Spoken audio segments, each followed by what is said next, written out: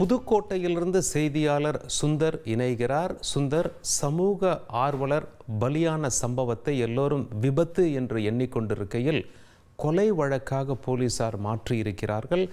சிலரை கைது செய்திருக்கிறார்கள். யார் இந்த சமூக ஆர்வலர்? என்ன நடந்தது?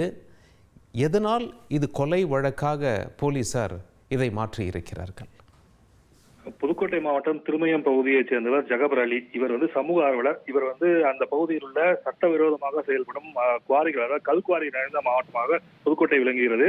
இது சட்டவிரோதமாக செயல்பட்டு வரும் குவாரிகள் தொடர்பாக அவ்வப்போது மதராஸ் உயர்நீதிமன்ற மதுரை கிளையில் வழக்கு தொடர்ந்து அந்த குவாரிகளை குவாரிகள் மீது நடவடிக்கை எடுக்கப்படுவதுதான் இவரது சமூக பணியாக திகழ்ந்து வருகிறது. அதே போன்றுதான் தற்போது மதராஸ் உயர்நீதிமன்ற மதுரை கிளையில் தற்போது ஒரு வழக்கு, குவாரி தொடர்பாக ஒரு வழக்கு நடந்து வருகிறது.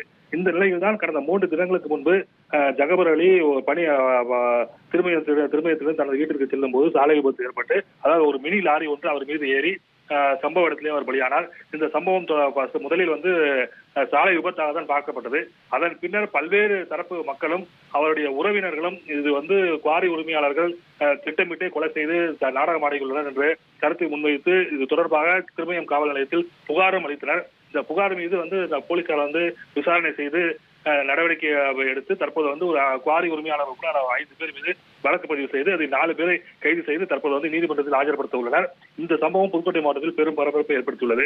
ஏனென்றால் அதாவது பல வருடங்களாகவே இவர் அதாவது சட்டவிரோதமாக செயல்படும் குவாரிகள் தொடர்பாக அவ்வப்போது நீதிமன்றத்தில் வழக்கு தொடர்ந்து குவாரிகள் மீது நடவடிக்கை எடுத்து வந்துள்ளார். இந்த நிலையில் அவர் மர்மமான முறையில் இறந்ததும் தற்போது இந்த வழக்கை கொலை வழக்காக மாற்றியதும் தற்போது புதுக்கோட்டை மாவட்டத்தில் பெரும் பரபரப்பை ஏற்படுத்தியுள்ளது.